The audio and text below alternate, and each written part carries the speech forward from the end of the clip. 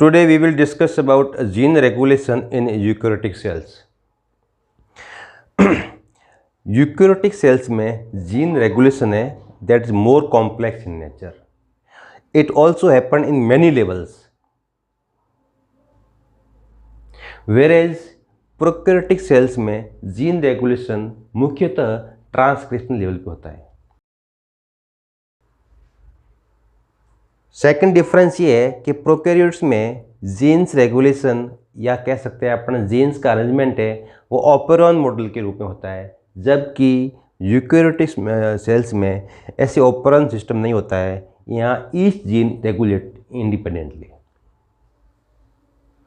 There are 5 important levels where gene regulation is happening in eukaryotic cells.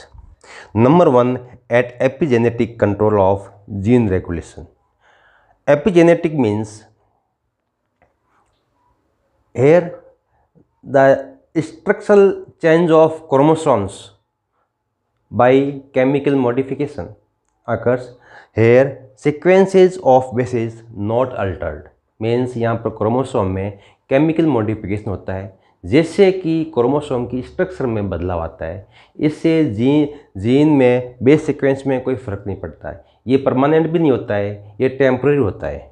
Usually जो मुख्यतः chemical जो modification है वो होते हैं phosphorylation, methylation, acetylation of chromosome etcetera. Usually chromosome के स्ट्रक्चर में हिस्टोन का बड़ा इंपॉर्टेंट रोल है क्योंकि डीएनए है वो हिस्टोन और डीएनए आपस में एक स्ट्रक्चर बनाते हैं, उसे बोलते हैं nucleosome. Histone is a basic protein और ये पॉजिटिव चार्ज होते हैं जबकि डीएनए नेगेटिव चार्ज होता है. तो DNA tightly bound with histones होता है. लेकिन whenever there is a chemical modification of histone proteins like phosphorylation, methylation and acetylation that may alter the bound state of histones with DNA. इसे बोलते हैं tag. इन tag लगने से DNA और histone का आपस में जो बंधन है वो ढीला भी हो सकता है और टाइट भी हो सकता है. यूजुअली मेथाइलेशन है, इससे जो बाउंड स्टेज है वो टाइट होती है और ट्रांसक्रिप्शन लेवल डिप्रेस होता है. इसे बोलते हैं epigenetic level of genetic regulation. Second important level of gene regulation है वो है at the level of transcription. Eukaryotic cells में ट्रांसक्रिप्शन के लिए जैसे प्रोकैरियोट्स में होता है कि एक रीजन होता है उसे बोलते हैं प्रमोटर. यहाँ प्रमोटर पर आरएनए पॉलीमरेज जुड़ने से पहले और बहुत सारे फैक्टर्स है वो जुड़ना बहुत ज़रूरी है. अपन यहाँ देख सकते हैं कि ये जो एक स्ट्रक्चर है डीएनए की, this is called as promoter, this is called gene. Here many factors that initially bound at promoter इन्हें बोलते हैं ट्रांसक्रिप्शनल फैक्टर. पहले ट्रांसक्रिप्शनल फैक्टर से ये प्रोमोटर पे जुड़ते हैं, उसके बाद में आरएनए पॉलीमरेज प्रमोटर पर जुड़ता है.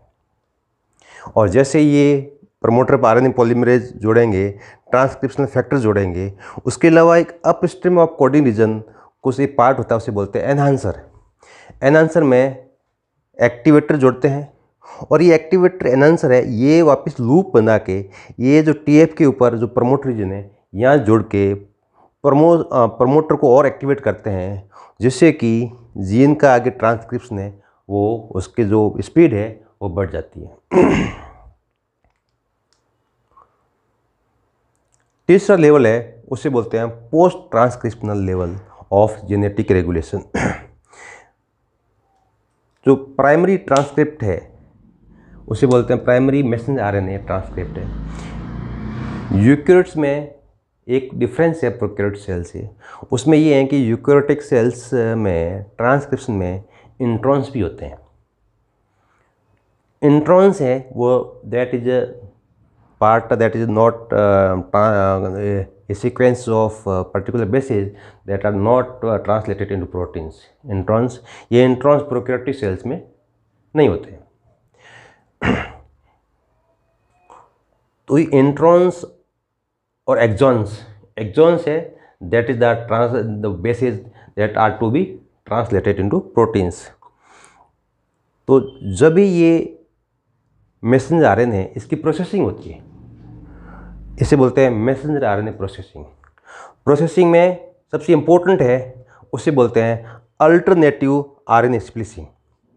Alternative RNA splicing a very important mechanism of gene regulation in eukaryotes.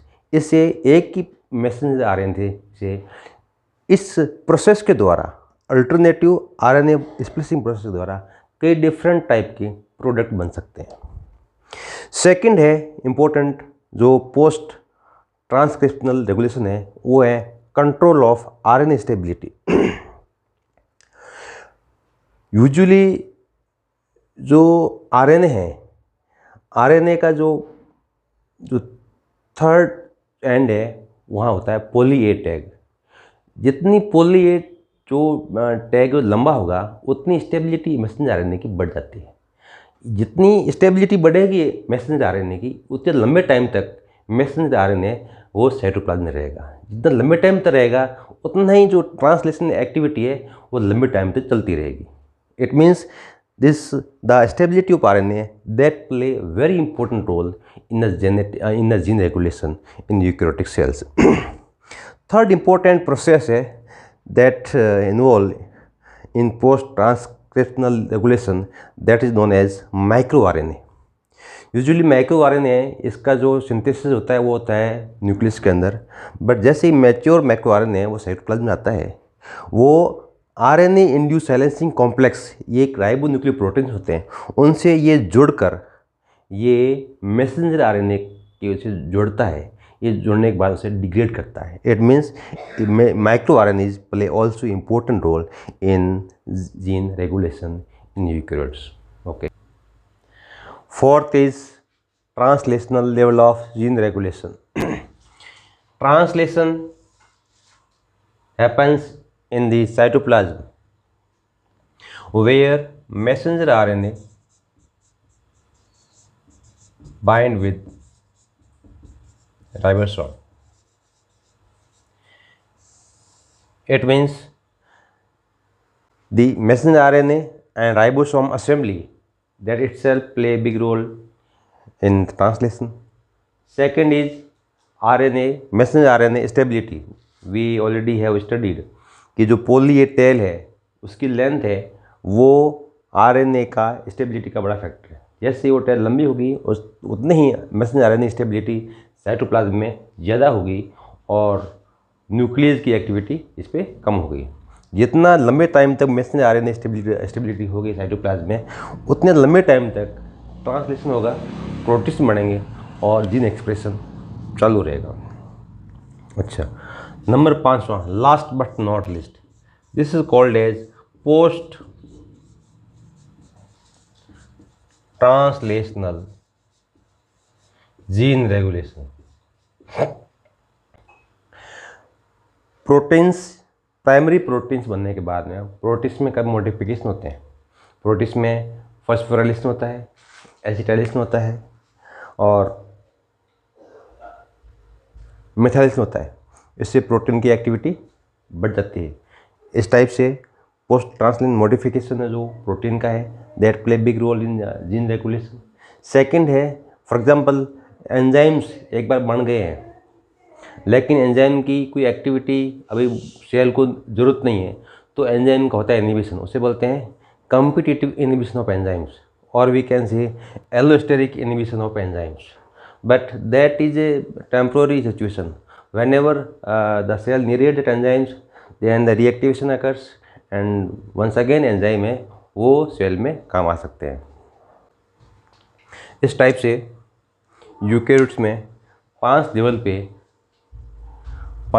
पे हैं वो जीन रेगुलेशन होता है. नंबर 1 एपिजेनेटिक रेगुलेशन जो अपन ने पढ़ा अभी कि स्टोन्स और जो डीएनए का जो स्ट्रक्चर है वो इटसेल्फ बिग रोल अदा करता है। और जैसे ही हिस्टोन की जो एक्टिविटी है वो लूज होती है तो वो पोर्शन, पर्टिकुलर डीएनए पोर्शन है, वो ट्रांसक्रिप्शन के लिए अवेलेबल होता है।